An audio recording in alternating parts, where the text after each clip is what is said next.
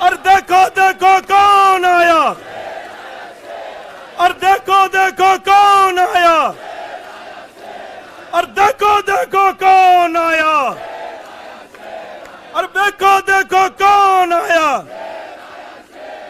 आदाब, मैं आगा खुर्शीद खान। लोकसभा चुनाव के ऐलान के बाद दिल्ली के मुख्यमंत्री अरविंद केजरीवाल को गिरफ्तार कर लिया गया। इसके बाद देश की राजनीति में भूचाल मच गया। पूरा विपक्षी दल एकजुट होकर सत्ता पक्ष भारतीय जनता पार्टी के खिलाफ मोर्चा खोल दिया। अरविंद केजरीवाल से पहले दिल्ली सरकार के पूर्व उप मुख्यमंत्री मनीष सिसोदिया, पूर्व स्वास्थ्य मंत्री सत्येंद्र जैन और आम आदमी पार्टी के फायर ब्रांड नेता और राज्यसभा सांसद संजय सिंह को गिरफ्तार कर लिया गया था। हालांकि पिछले दिनों सुप्रीम कोर्ट ने बड़ा फैसला सुनाते हुए संजय सिंह को रिहा करने का ऐलान कर दिया था। कोर्ट ने कहा कि संजय सिंह अपना पासपोर्ट जमा करेंगे, जब ज़रूरत होगी वह जांच में सहयोग करेंगे, इस केस को लेकर कोई टिप्पणी नहीं करेंगे और दिल्ली से बाहर जाने पर जांच अधिकारी को बताना होगा। इसके अलावा सुप्रीम कोर्ट ने संजय सिंह को 1 लाख रुपए के बेल बॉन्ड का आदेश दिया है। करीब 6 महीने बाद जेल से छूटे संजय सिंह आम आदमी पार्टी के लिए किसी संजीवनी से कम नहीं है।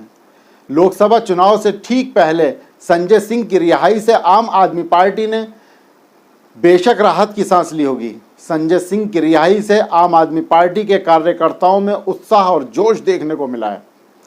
जेल से बाहर निकलते ही संजय सिंह ने कहा कि कार्यकर्ता अब संघर्ष के लिए तैयार रहें।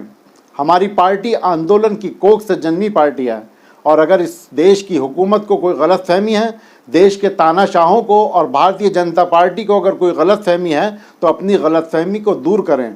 आम आदमी पार्टी के कार्यकर्ता उनके आगे झुकने और रुकने वाला नहीं है। संजय सिंह ने पार्टी मुख्यालय पर कार्यकर्ताओं को संबोधित करते हुए कहा कि भाजपाइयों से हमारा कार्यकर्ता डरने वाला नहीं है। तुम लाठी चलाओगे ना, तुम्हारे पास जितनी मजबूत लाठी है उससे ज़्यादा मजबूत हमारे कंधे हैं। आपसे मजबूत आम आदमी पार्टी का एक एक कार्यकर्ता का जज्बा है। उन्होंने कहा कि आपने अरविंद केजरीवाल, मनीष सिसोदिया, सत्येंद्र जैन को गिरफ्तार कर लिया है। उनका अपराध क्या है? वह माता बहन को एक अच्छी शिक्षा, मुफ्त पानी, 1000 रुपये देना चाहते हैं। आप भारत की सर्वश्रेष्ठ सरकार अरविंद केजरीवाल की सरकार को गिराना चाहते हैं। आप आतिशी सौरभ भारद्वाज, दुर्गेश पाठक को गिरफ्तार करना चाहते हैं। हमारे कार्यकर्ताओं ने कहा अच्छे स्कूल बनाएंगे, अच्छे स्कूल बनाएंगे। जहां पर मुख्यमंत्री थे नरेंद्र मोदी जी, उन्होंने कहा केजरीवाल के टक्कर का स्कूल हमको दिखाना है, तो उन्होंने कृत्रिम स्कूल तैयार किया, टेंट वाला स्कूल तैयार किया। हमने दिल्ली के अंदर टेंट वाले स्कूल की जगह एयर कंडीशन कमरों का स्कूल तैयार किया और नरेंद्र मोदी ने 25 साल गुजरात में भाजपाइयों के शासन के बाद टेंट वाला स्कूल तैयार किया।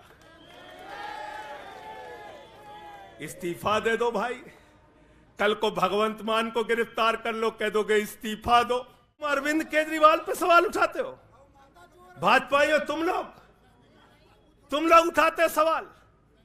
अरे इतना ही नहीं, बिल्कुल ठीक कहा सौरभ भाई ने, बंगारू लक्ष्मण को सिर्फ रिश्वत खाते दुनिया में नहीं देखा, बंगारू लक्ष्मण को रिश्वतखोरी के मामले में सजा हुई है, सजा।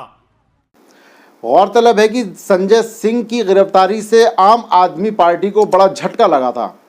संजय सिंह आम आदमी पार्टी के उन नेताओं में शुमार किए जाते हैं जो पार्टी के लिए सड़क से लेकर संसद तक संघर्ष करते आए हैं। आज संजय सिंह ने अपनी रिहाई भाषण में जिस तरह से सत्ता पक्ष को लेकर निशाना साधा, उससे एक बात साफ है कि संजय सिंह संदेश देना चाहते हैं कि वह डरे नहीं हैं। संजय सिंह की रिहाई को लेकर दिल्ली की आप सरकार में मंत्री सौरभ भारद्वाज ने कहा, लंच से पहले सुप्रीम कोर्ट की 3 जजों की बेंच ने ईडी को चेतावनी दी और कहा कि अगर इस जमानत का विरोध करोगे तो हम इसमें फैसला लिखेंगे। फैक्ट्स आपके विरोध में हैं। संजय सिंह के खिलाफ आपने कोई सबूत नहीं दिया है। ईडी अगर जमानत का विरोध करती और कोर्ट जमानत देती तो यह पूरा केस हवा में उड़ जाता और पूरा केस खत्म हो जाता।